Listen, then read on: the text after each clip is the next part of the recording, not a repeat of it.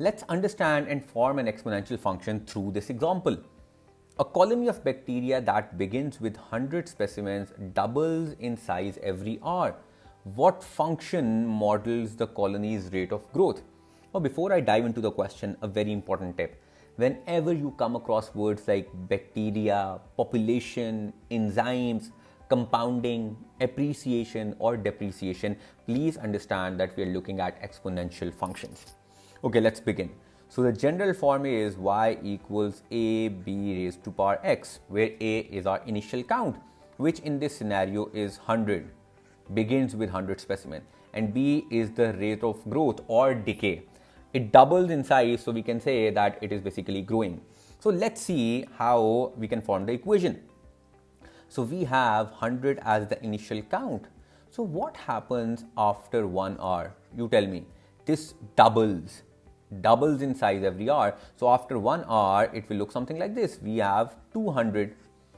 After another hour, what happens? Now this number doubles and we have 400. What happens after another hour? And we can continue like this.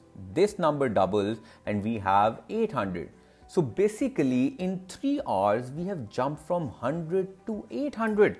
Look at the massive growth.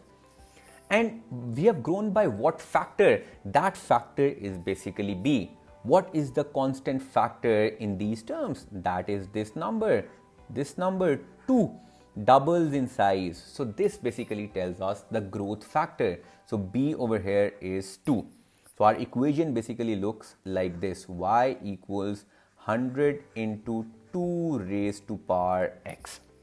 This is our a, this is our b, and this is our variable. Now look at this graph. The graph of this equation basically looks something like this. See, initially the gradient is not very steep, but as some time passes, the gradient grows massively. The growth is massive. This is something that you need to understand. Another very important tip that you must understand is when this number b, when b is greater than 1, we have an exponential growth. Please remember this point. I will talk about the graphs later in one of my next videos, but for now you must remember this point. When b is greater than 1, we have an exponential growth. The gradient is positive. Look at this. The gradient is positive. However, if b is greater than 0 and less than 1, we are basically looking at exponential decay. The gradient will be negative. Now this is like literally common sense. Why is it a decay? Let's say b equals 1 by 2. Now this makes sense because when you multiply a fraction that is less than 1 many times by itself, 1 over 2 into 1 over 2 into 1 over 2, what do you get? You get 1 over 8 many times by itself, and it gets smaller and smaller since the denominator gets larger. The numerator is the same, denominator gets larger, so the fraction basically this number decreases. So that is why it is decay. And you know, when b is less than 1, that's basically a reflection. I'll talk about these things later, but these are two important things that you must understand for now. Let's have a look at this example. Every year for the past 10 years, the population of population, look at this word. It should give you a hint. It has to be an exponential equation. The population of bats in a nearby mountain range has been 1.2 times larger than it was the year before. So this is our growth factor. If there were originally 40 bats, this is our A. See, this is our A, initial count. What is the function that models this pattern? So the general form is y equals ab raised to power x.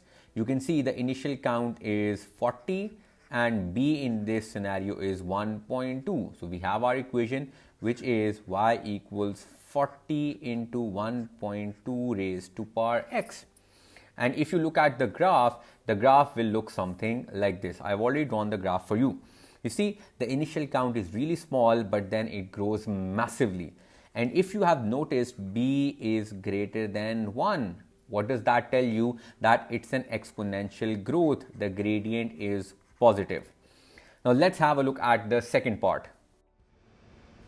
How many bats How are many there bats now? are there now round to the nearest Please integer? always Please always underline these small instructions because they're And for important. this, you have And to for read the this, question you have to again. read the question again. Every year For for the the past past 10 10 years, years, the equation has been applicable since the past 10 So what is years. the So value of what is the x value of now? x X now? equals X 10. equals 10. So our equation So our basically looks equation like basically this. looks like this. Y equals Y equals 40 into 40 into 1.2 1.2 x. raised to Please power don't x. put x Please don't equals put 0 x equals because 0 as I said, the because equation as I has been said, the applicable equation since has the been past applicable 10 since the years. past 10 So years. in this scenario, So x in this equals 10 scenario, x equals and 10 we will have and we will 40 have into 40 into 1.2 raised to power 1.2 10. raised to power Let's do 10. some math. Let's do We will some need a math. We calculator. will need a So you calculator. can use that. So you can Give use me a that. second, Give me please. a Let me second, look at the please. Let answer. me look at the So answer. we have So we basically have basically 247.66. We need to 247.66. round it off to We the need to nearest round it off to integer. the nearest Our integer. answer will Our be answer will be 248. 248. Now I've seen couple of Now I've seen variations of couple of this kind of variations of question. this So kind of over here question. it was So over here it round was to the nearest integer. round to the nearest It could have integer. been It could have round to the been nearest round to bad the as well. nearest bad Sometimes as I've seen well. Sometimes I've seen these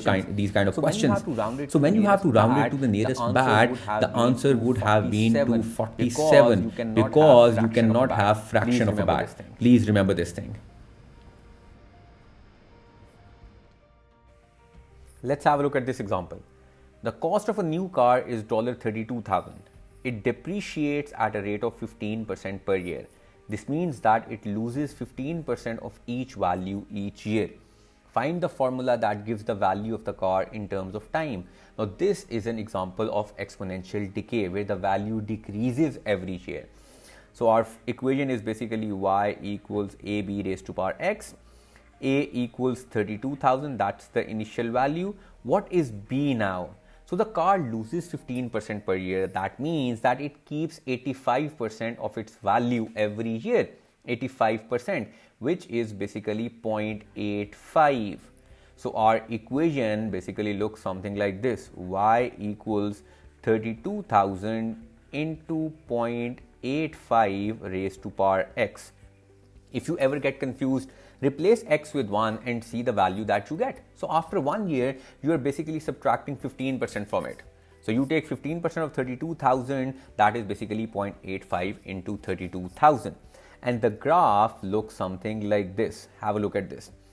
So this is basically the decay graph. See, it started with 32,000. On the y-axis, we basically have the value of the car in thousands of dollars, and on the x-axis, we have the time in years. So it started with 32,000 and every year the value decreases. So that's how the graph basically looks. Another thing that you must note is b is greater than 0, less than 1. So I told you when b is a fraction, we have a decay. The gradient will be negative. Look at this. Let's have a look at the second part. Find the value of the car when it is 4 years old. So the question basically states that what is the value of the car when x equals 4? So simply replace x with 4 into this equation and it will look like this. Y equals 32,000 into 0.85 raised to power 4. You will need a calculator here. Do the calculation and your answer will be $16,704. You can also have a look at this from the graph. When x equals 4, what is the value in dollars? It is this value.